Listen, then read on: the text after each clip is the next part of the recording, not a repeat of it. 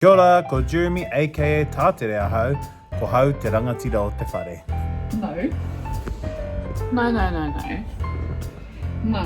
Kia ora, ko Tarina hau, ko au te mama o te whare. Kia ora, ko te uaki aho. Kia ora, ko Mauru ahau. Ko Cena tēnei.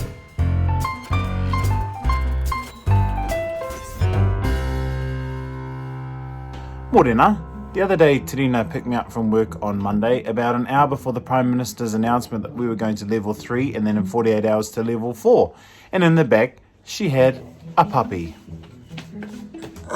Koe te ingoa tā tātou kurī. Cena. And his name is Cena because Mauru is totally infatuated by John Cena. So, Cena MacLeod, tēnei? Cena the new brother. How did we end up with Cena? We saved Cena. Cena was, and his siblings were abandoned at a river, and we saved him from the SPCA, and we gave him a new whare, without you knowing. Thanks. I love my lawn. Green, lush lawn as far as the eye can see.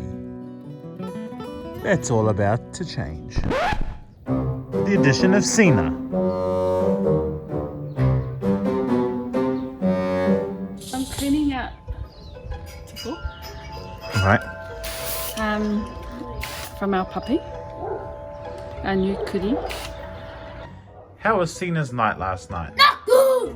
How high? Because he had the niggles. And what else? He had tickle everywhere. Oh, nāwai whakapai. No. So what do we have to do today? Where do we have to take him? To the vet. And guess what? We're going to lockdown tonight, so we better hope we can get into the vet. Te hai Cena ki te tākuta. Kei te māwiwi ia. Oh. He hatana kai nā pō? Nico. Oh, ia. We're off to the vet. Kia kaha Cena. Ne, kei te haria koe ki te tākuta. We are here at the vet with our Cena. E ki mai te wahine, me tatari rātou. And she will come to us. So I hara mai te tangata ki te tiki a māua, ne Cena. So we're just waiting for the doctor now.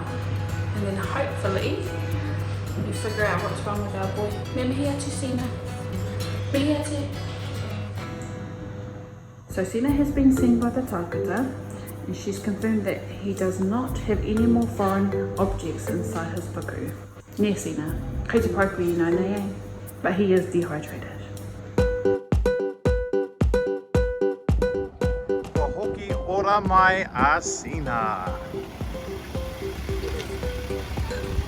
Pehea Cena. Kei te pai. Ka pai Cena, hoki mai. Cena's much better. Maki tānara whakamutunga mo te whāwiki. Wow.